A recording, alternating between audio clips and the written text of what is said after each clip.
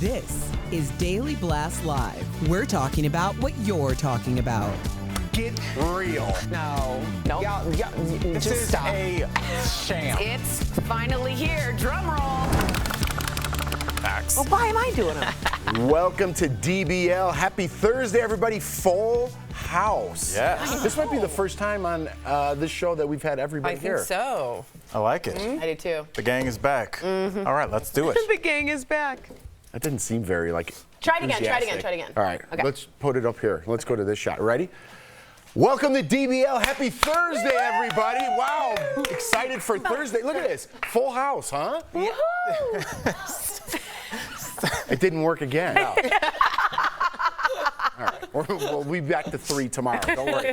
So last night, history was made at the CMAs in Nashville. Lainey Wilson, who you may know from Yellowstone, won 5 trophies and became the first woman in a decade to take home Entertainer of the Year. Meantime, Jelly Roll won New Artist of the Year at 39 years old. Let's take a look. There is something poetic about a 39-year-old man winning New Artist of the Year. I don't know where you're at in your life or what you're going through, but I want to tell you to keep going, baby. I want to tell you success is on the other side of it. I want to tell you it's going to be okay. I want to tell you that the windshield is bigger than the rearview mirror for a reason, because what's in front of you is so much more important than what's behind you. Let's party, Nashville! We need Jelly Roll on that panel, because this panel's dead. Yeah, no. A lot of people were talking about Winona Judd, who performed with Jelly Roll. So check this out. Winona grabbed onto Jelly Roll's arm, and fans were worried that she could barely stand or walk, but now she's responding with a straight face. Let's watch. I was so freaking nervous. I got out there and I looked at Jelly Roll. I wanted it to be so good for him. I could cry right now, but I'm not going to because I'm such a fan of his, and he asked me to sing, and I said, absolutely. I got out there, and I was so nervous that I just held on for dear life. Was that AI? That looked weird, didn't it? Yeah. I think it's just Botox. I was like, that's a good Botox. That's not AI, that's BT. All right, there's another controversy from last night's show. Luke Combs covered Tracy Chapman's song Fast Car. It won some awards, but 35 years after the original came out back in 1998. It took home Single of the Year, and Tracy Chapman did win the award for Song of the Year, becoming the first black woman to win a country music award. Tracy wasn't there to accept the award, but some people are saying that as a black queer woman, Tracy would have almost zero chance of getting a country music award on her own. That's because she's not a country music star. Thank you. Yeah, okay, she's a pop star, and which it's is also. not. Yeah, I just wanted to point that out because yeah. people just want to jump on the controversy right away. She's also not a country. That wasn't a country song. Let's be very clear. It changed into it maybe with Luke Combs, but that was not, in my opinion, not a country song. She did get her flowers. I just want to give you some tidbits. For that Fast Car in '89, the track was in the top 40 of nearly 30 different countries. It went #1 in 7 countries, triple platinum in America, sold millions worldwide. She's won 4 different Grammys. Multiple versions have sold millions and millions. So she's gotten her flowers from that song, and she graciously gave this to Luke Combs, who graciously did a fine job to it, and they read a speech, so it wasn't like she was boycotting it. I just want to give some But there were context. fans, though. I just want to provide context to why there was a controversy. So there were fans that said, if the 1989 version never existed, and she never won those Grammys, and the version that we hear Luke Combs, if that didn't exist and it was just Tracy Chapman today and presented that song in the country music realm, would a black queer female artist have been nominated? That was the whole controversy. A lot of the people that follow Tracy Chapman and a lot of the Washington Post readers believe that she would not have. So they were just presenting, is country music evolving? Is it as accepting as we would hope it would be? And would they have accepted Tracy Chapman today in the Country Music Awards like the Grammys did back in 1989? So I just want to provide that context. I just wonder, what about Old Town Road? Isn't that a black queer artist in the country realm? I don't know if he won, but I think we are having very short memories here in terms of like how that song, very similar to Tracy Chapman's song, took the world by storm. I don't think that there was a lot of country music fans that were like looking for a rap style country song, but everyone just liked it. It just happened. And I think sometimes that's what it is with music. There's something that transcends what you can see, and maybe people that you identify with your own tribe, and it gets to a deeper place. And Jeff, I know the song has. Wait, I do need to correct you on something though.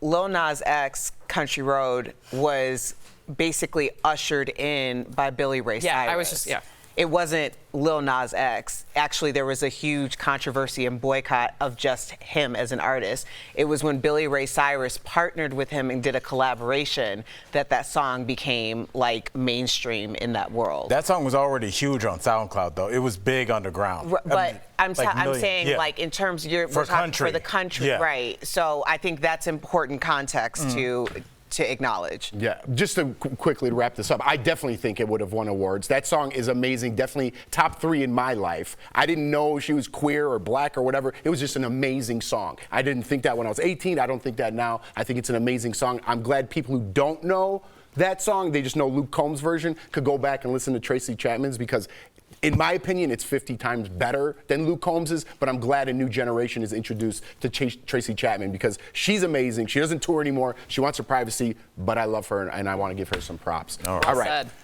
Oh, we're done? I know. That felt so quick. I felt like that was I got a little jelly roll at the end there. Yeah. You know what I mean? And then Not this, channel and a little jelly roll. No, I didn't do that. Coming up on DBL, our interview with the latest eliminated contestant from The Masked Singer. Who was behind the hibiscus costume? And the SAG-AFTRA strike is finally over. We're sharing some reactions from the actors next.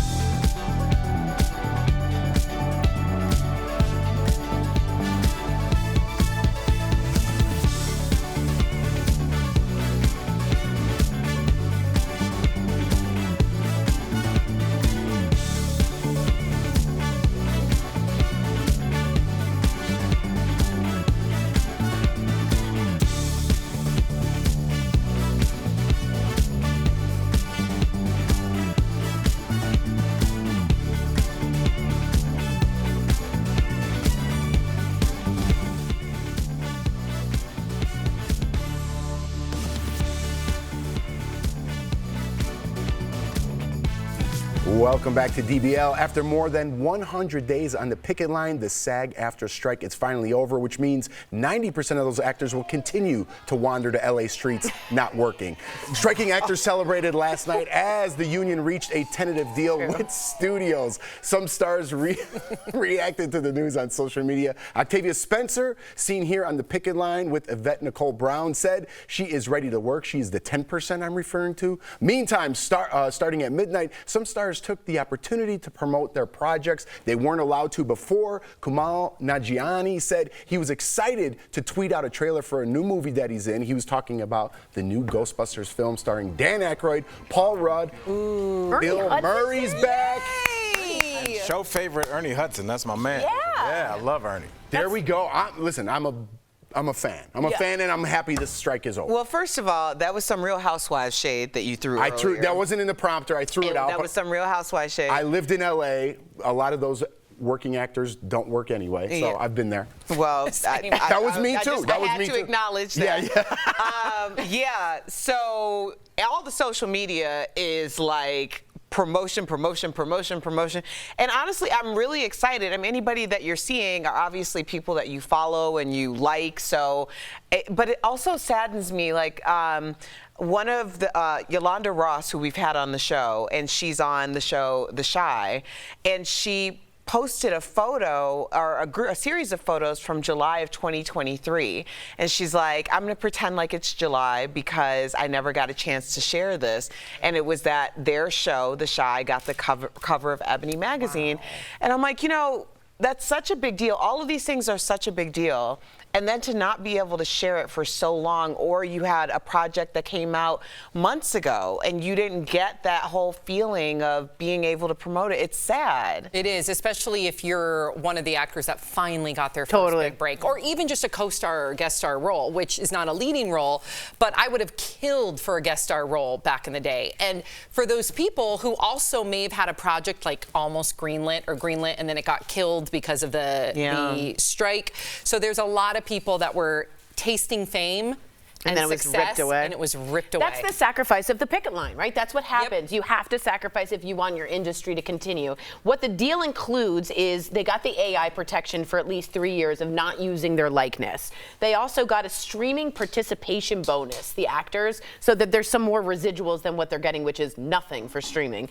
And then finally, the full details will be released tomorrow. But what most people are concerned about, and I wonder what you thought, Al, is that it's only for 3 years. And so even people like Tyler Perry are saying, well, they're just going to have to come back to the drawing board in 3 years. Probably, but I don't know if that's a bad thing. You know, I think if we look at how the world handled the internet, it was the wild, wild west. And by the time we tried to get a hold of it, everything was out of control. Child porn was being shared. It was insane to try and can't put the genie back in the bottle. So maybe we every couple of years we stop and evaluate how is the genie doing, Erica? Are the people that are contributing to the genie getting paid the right way, rather than getting 10, 15 years down the road of people losing out? So yes. The idea of a work stoppage, yes, and the technology is going to change, and who knows, the way that we view this, taking this media may change. So I think maybe because technology moves so quickly, every 3-4 years might be okay. I was thinking the exact same thing when I heard 3 years, because think of a TV. Right. TV was $5,000. You could get one for $500 now. It's crazy. All right, so Pharrell is being slammed for being out of touch. Some fans are upset that he's been seen walking around with the Louis Vuitton millionaire Speedy bag. That's it? Yeah, it costs $1 million. That's it? It's crocodile. Is the brand's men's creative director, but his fans say he's lost touch with his humble roots. The bag, which is only made to order, is handmade from Torrey's Point crocodile leather. It features chunky gold hardware across the handles and shoulder straps and actual diamonds. Before we start, he's also the head of the Louis Vuitton fashion house. We have to include that. That doesn't matter. What matters, Tory, is he should tell everybody to get out of his face, because other people are allowed to wear expensive. Rappers can wear hundreds of thousands of dollars worth of jewelry. Princesses and dignitaries can wear hundreds of thousands of dollars worth of jewelry. They don't even wear it. They just keep it behind glass. I guess they're fine, but Pharrell, who's brought you literally happiness, and you can't let my man have a bag. I don't mind him doing whatever he wants. That's not my issue. I'm not saying you're one of the haters. My issue is that's the Speedy, and the Speedy's big thing is that it retains its shape.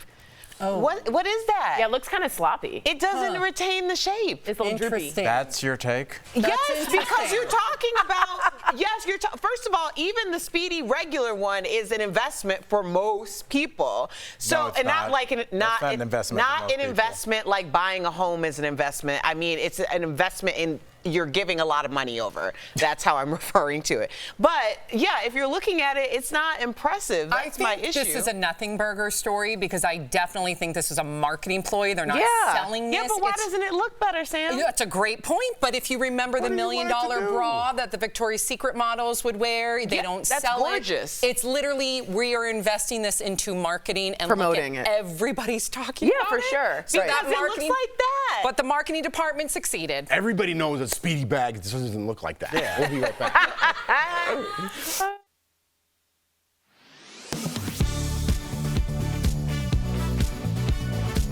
Due to his alleged role in the January 6, 2021 attack on the U.S. Capitol, some groups in a handful of states want to keep former President Donald Trump off the ballot next year. So viewer Beth S. asked us, does a candidate have to be on all 50 state ballots to be elected?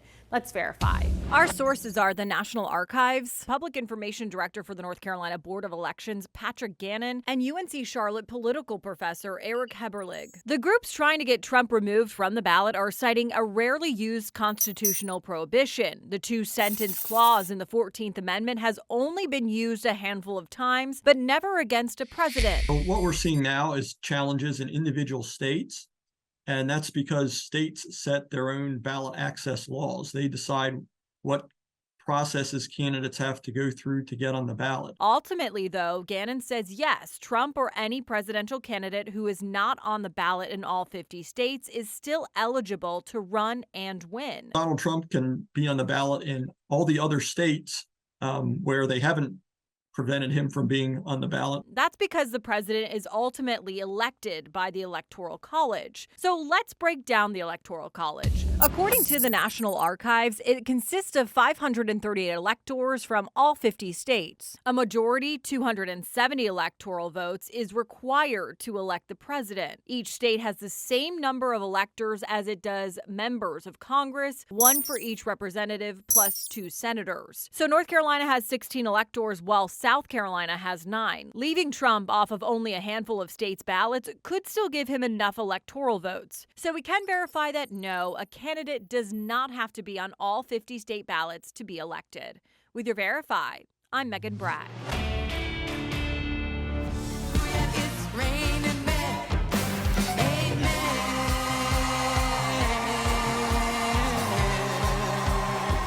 Welcome back. That was a clip from last night's episode of The Masked Singer, and unfortunately, Hibiscus was plucked from the competition. Spoiler alert, under the mask was Bravo star Luann de Lesseps, and earlier we spoke with the Countess. Check it out. Luann de Lesseps, welcome to DBL! Luann, good to see you. Such big fans over here. Let's jump right in. You were the latest celebrity to be unmasked on The Masked Singer. So what made you want to perform as a hibiscus? Ooh. Look at you. I know. Isn't that incredible? Wow. What an amazing outfit. Oh, my God. How can I say no to that? You know, I love to perform and do live performance. So for me to be on The Mask was such a great opportunity and so much fun. And then when I saw the costume, I was like, that is so chic, c'est la vie. C'est bon, c'est bon. Yes! Love it. So we've heard about the strict rules contestants have to follow to keep their identity a secret. Was it hard for you not to tell people that you were on The Masked Singer? Because I know you love a good promotion, girl. Well, I mean, it was really hard because I was so excited, and now to be able to tell your friends and your family that you're on The Masked Singer was such a bummer. And so, yeah, it was really hard, but you know, worth the wait. Definitely worth the wait. That's good. Now, this was not the first time you performed on a stage. No, in front of very many people. You're actually on tour right now for your Countess Cabaret show. We're seeing it right now. Do you think your cabaret performances actually helped you prepare for The Masked Singer? It must have given you a sense of presence. Well, 100%. I mean, coming from, you know, doing cabaret shows and doing a live performance on The Mask, it was definitely helpful that I have cabaret, you know, stage experience, but nothing can prepare you for wearing a mask and not being able to see very well. You know, you have no peripheral vision. You can't really see down. You can't see where the mic is, even, you know, where to put it even to your mouth. So it took a lot of, you know, practice and rehearsals, even to get used to wearing this thing over your head. You know, so you don't trip over a dancer, you know, because they have dancers typically. But I got to say, it was such a great opportunity for me, so much fun, you know, to reach a different audience, because I do cabaret and, you know, and of course I have my Bravo following, et cetera. But this is a whole new scope of, you know, of fans that, you know, hopefully they'll see, like, wow, you know, she really does have stage presence and she likes to sing. And, you know, I work really hard on my cabaret touring and my shows. You know, I've got shows coming up in Houston and New Orleans and Atlanta, in Canada and Calgary and Edmonton. I'm going out of the country now. And for the first time going to London in June. And, you know, I'm coming up on a new tour in February, which I'll kick off at the Wiltern in Los Angeles for Valentine's Day. So super excited. Luann, it was so great having you on DBL. To our viewers, you can watch The Masked Singer Wednesdays on Fox. Also, for Luann's show tour dates, visit her website, CountessLuann.com. Thank you again, Luann. Congratulations on all your success. Mazel. I love how hard you hustle. Oh, thank you so much. Love you guys. Thank you. Thank you.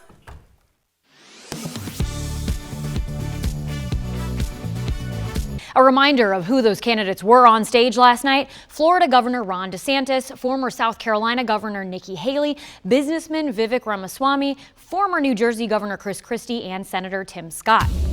The topic of Social Security came up as the candidates were asked if they'd raise the retirement age. Ron DeSantis said no, in part because he claimed life expectancy is actually going down.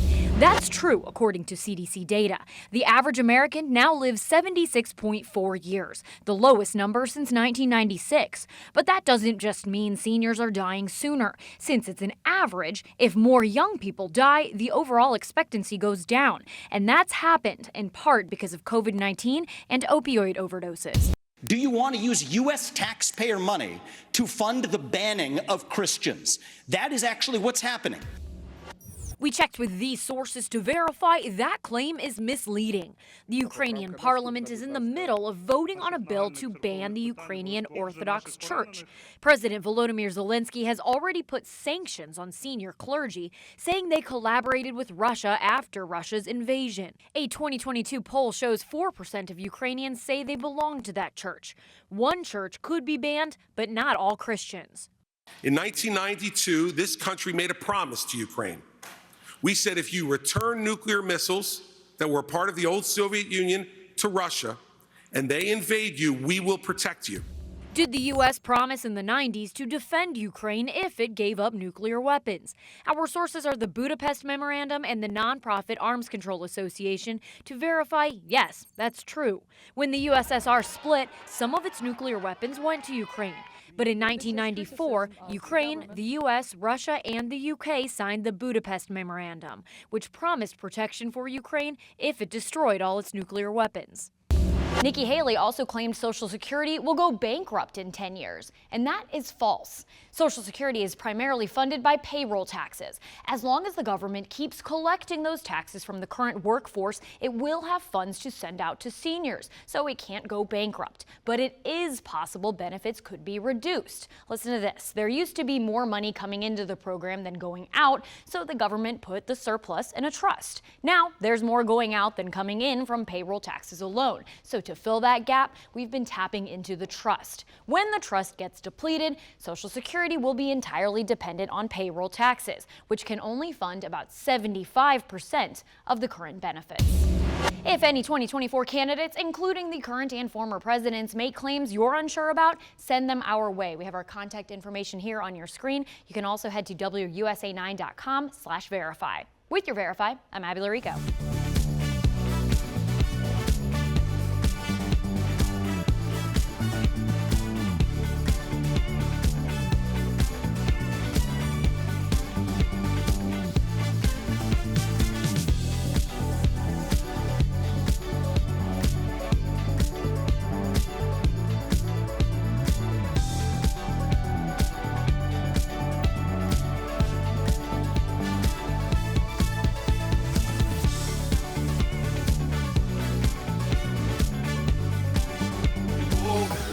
This November, Sandals is giving thanks with an all-inclusive vacation giveaway to Sandals Resorts.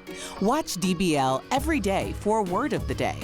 Then enter at dailyblastlive.com/sandals for your chance to win a 4-day, 3-night escape for 2 to any Sandals resort of your choice. The winner will be announced on DBL November 22nd. Today's Sandals word of the day is mango. Welcome back. We've got some great products from our friends at Morning Save. Check them out.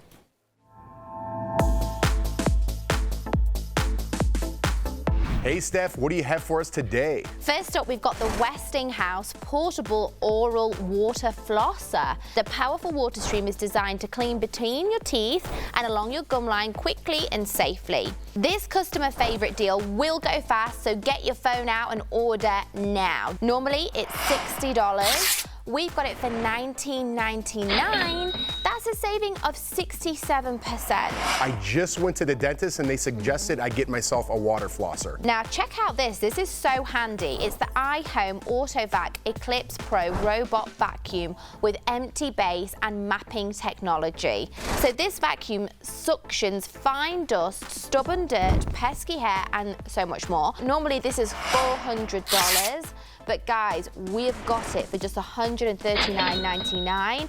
That's saving 65% and a lot of elbow grease. Absolutely. Steph, we have one of these at our house. It's like another member of the family. We love it and use it daily. Next up, Jeff, this has got your name all over it. Look how cozy they are. It's the Born Men's Micro Suede Memory Foam Moccasin Slippers. They're crafted from premium micro suede. They have plush memory foam footbeds and they have a non-slip sole. So these slippers are built to last while maintaining a timeless design. Normally they are $40, but we've got them for $14.99. That is saving 63%. I might have to get one in each color. There you go. And then last today, we've got the Febreze Air Duster with 4 replacement filters. This air duster captures 99% of seasonal allergies and visible dust for a cleaner and healthier house. Normally it's $65. We've got it for $20. That's saving 69%. Steph, we have a few of these in our house, and if you don't think you need it, check the filter after you use it. Head on over to morningsave.com to snag these amazing deals at the lowest prices, or you can even scan the QR code on the screen to take you directly to these products on Morning Save's website. Again, Steph, thank you so much. How many of you guys have a cozy pair of slippers at home that you wear? You know, I do, for sure. Apparently my house shoes need changing.